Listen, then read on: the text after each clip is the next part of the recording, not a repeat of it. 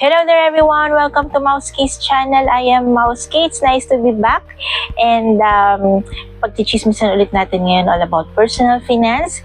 And minsan meron din tayong mental health awareness. As always, take your own risk and do your own research dahil ang perang pinagpaguran ninyo, you have to do your own diligence para mag-research kung ano ba talaga dapat ang investment, savings, or whatever strategy na gagawin nyo dito.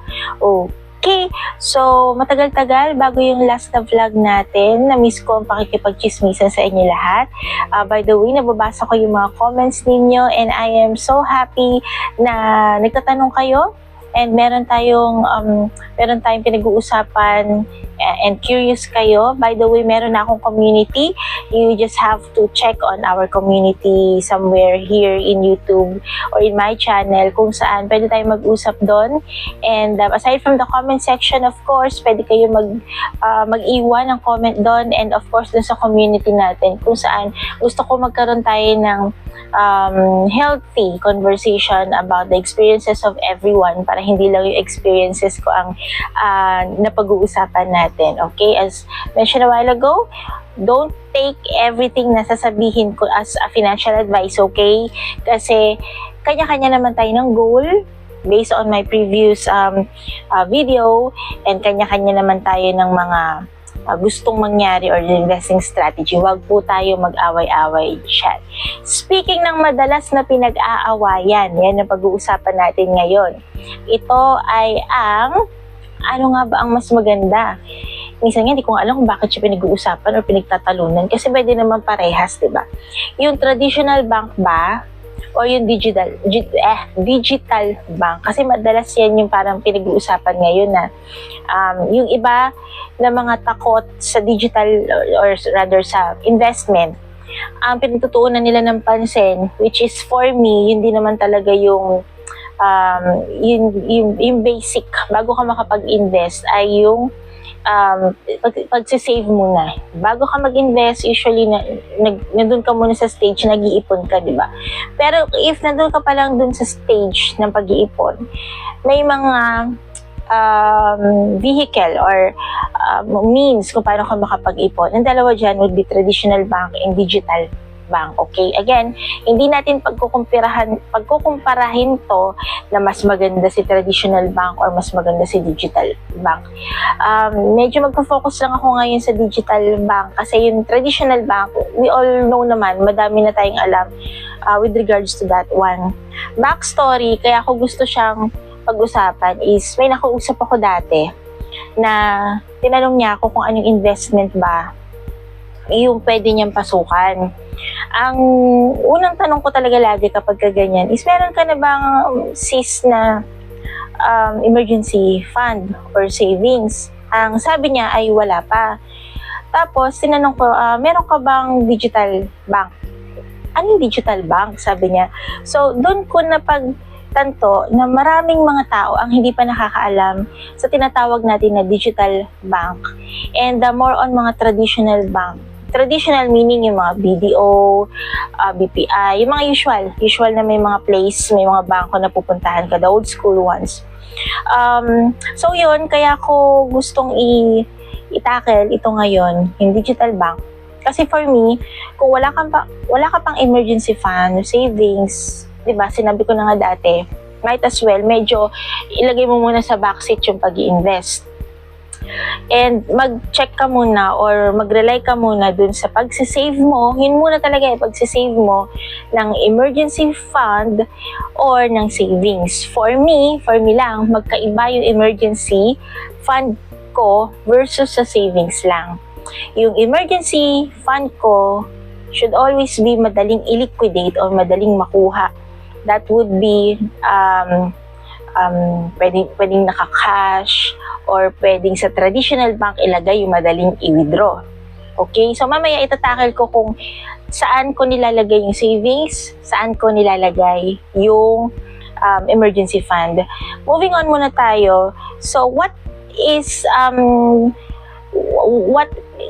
that term na digital bank. So ito yung mga nauuso ngayon, or dati naman na siya, pero mas marami ang gumagamit or naglalagay dito ngayon dahil syempre sa influence na rin ng social media, nakikita na yung mga commercial ng mga digital banks.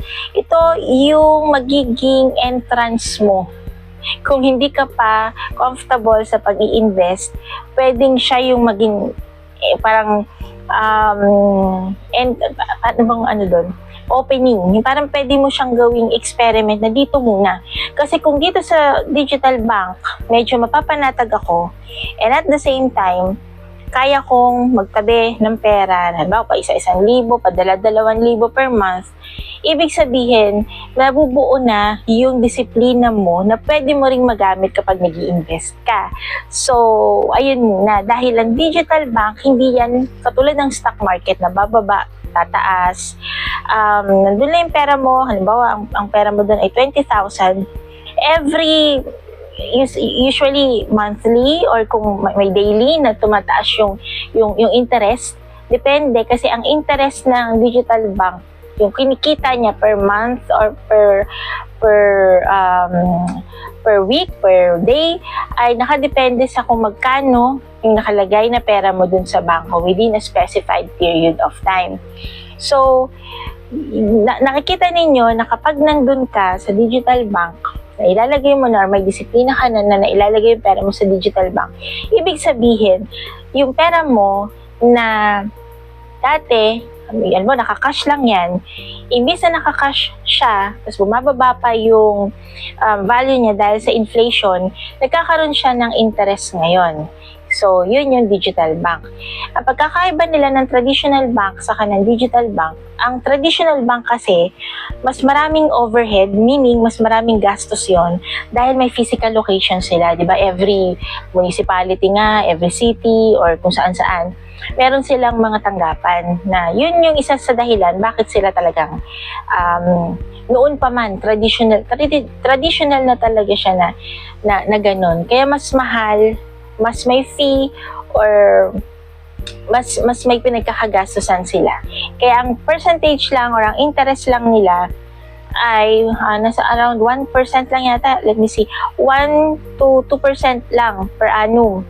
Unlike sa digital bank, ang digital bank kasi wala silang masyadong malaking overhead or wala silang masyadong malaking expenses dahil more on digital nga lang sila.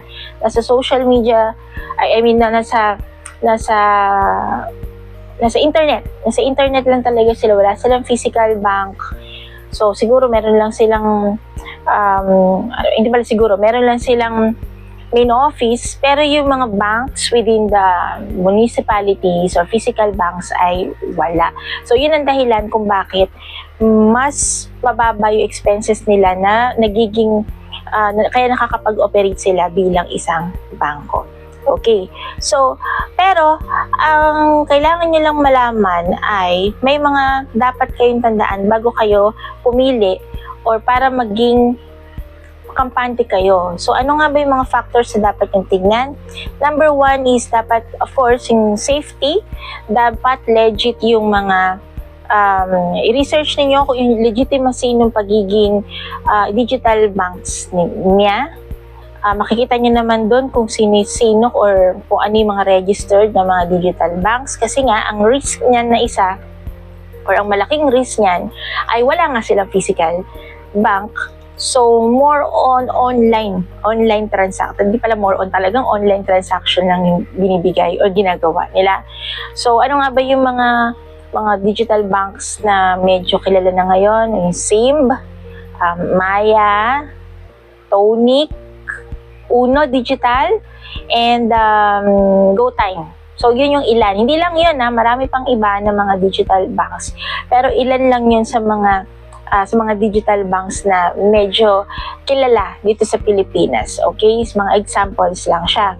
So, yun nga. Una, legit dapat yung company. Recognize siya ng government agency na may hawak sa kanya. Pangalawa would be good interest rate. Iba-iba kasi yan.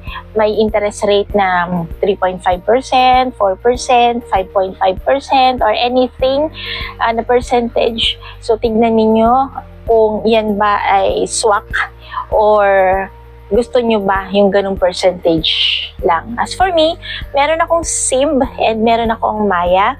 So, okay lang naman sa akin. Hindi ganun kalaki ang percentage, lalo na sa SIM. And though nagkaroon siya ng issue dati, pero nakita ko naman agad-agad na na-resolve lahat. And lumalaki naman yung pera as years or months pass by. So, yon, good interest rate. Number 3 would be, of course, stable ang name sa banking industry. So, meron dyan na mga digital bank na may ka-tie up or under din siya sa wing ng mga traditional bank. So, tignan niyo rin yon, yung mga ganung uri ng banks. Hindi lang sa Philippines, tignan niyo rin kung baka nag-ooperate din siya sa ibang bansa. So, okay din yon. Pag tinignan niyo yung website nila, maayos naman. So, that's a good sign na pwede yung bangko na yun as your digital banking system. And number, what is this? 4, fees. Mga transfer fees, yung pag naglalagay ka ng pera, magkano ba doon? Yung mga, or magta-transfer ka ng pera, magpapadala ka kung saan, magkano ba yung mga fees doon? You have to take into consideration din yung mga yan. Next would be yung mga rewards, cashback. As mentioned a while ago, yung meron akong Maya. So, pag pinagbabayad mo siya, nagkakaroon ka ng mga voucher or yung mga cashback. So, yan. Tingnan nyo rin yun. And the last one would be yung okay ba yung application niya, yung mismong app, baka naman nagda-down lagi, baka naman may issue. Ayan, so yun yung mga mahirap, mga uncontrollable natin yan, na dapat natin tignan bago tayo magbukas ng digital bank. Okay? So, mabalik tayo dun sa kaibigan ko or yung friend ko na nagtanong sa akin na ano ba yun? Ano ba yung digital bank na yan? So, ang ending, hindi kami nag-focus more on sa kung paano siya magsiwalang mag-invest. By the way, I'm not a financial advisor nor a financial planner. So, kung may nagtatanong sa akin, ano lang yan? Parang glimpse lang. Kung gusto nilang may malaman, kung paano magsisimula, yun lang. So, I'm not endorsing anything here. I am just providing them basic or initial information about that investment or that savings way nila kung paano magsisave. So, ayun lang. So, going back, sabi ko, may 3 to 6 months emergency fund ka na ba? And wala pa daw. So, alam mo ba yung digital bank? Hindi rin niya alam. So, akala natin maraming na may alam ng digital bank.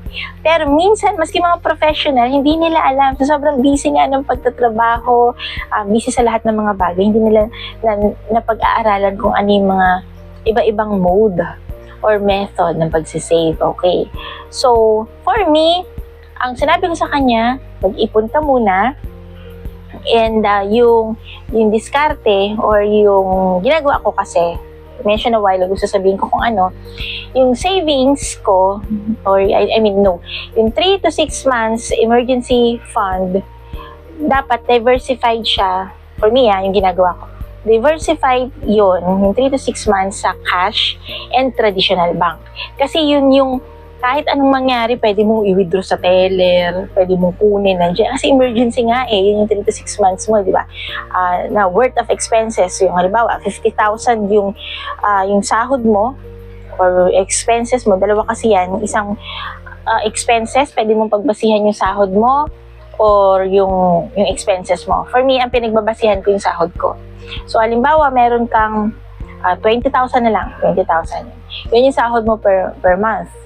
So, 20,000 times 3, 60,000. 60,000 to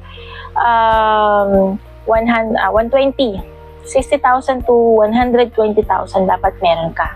Yung emergency fund na yun, yung let's say maximum, tama ba? 60,000 or 20,000 times 6, tama, 120,000. Yung emergency fund na yun, diversify siya sa mga madaling makuha. Tapos, yung meron ka ring savings, kung kaya pa, yung savings mo, or ano ba, pwede rin yung galing sa emergency fund, pero ako nga yung emergency fund, cash lang yon, and cash and traditional bank yung emergency fund.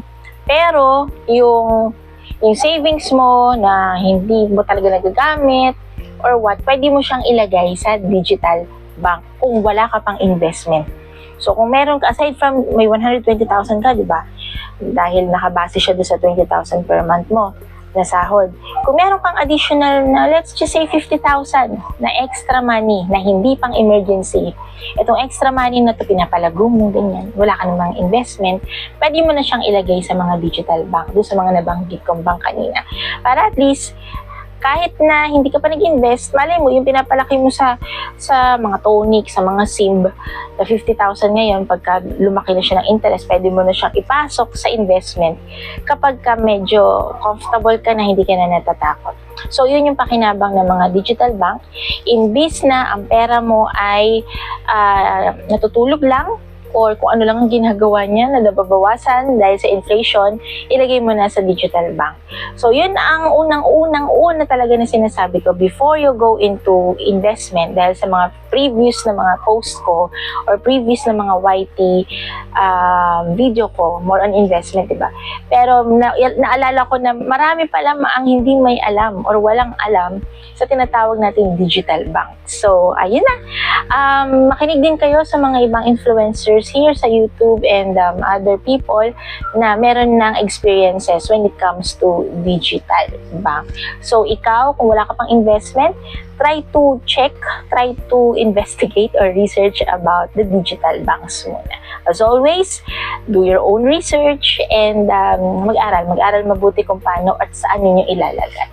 Alright, so that's it for me right now. Thank you very much for listening, and always, please, if you get some valuable insights from my channel, panoorin niyo rin yung mga iba kong videos, please don't forget to subscribe or click the subscribe button in here. Okay? And then, please subscribe to me.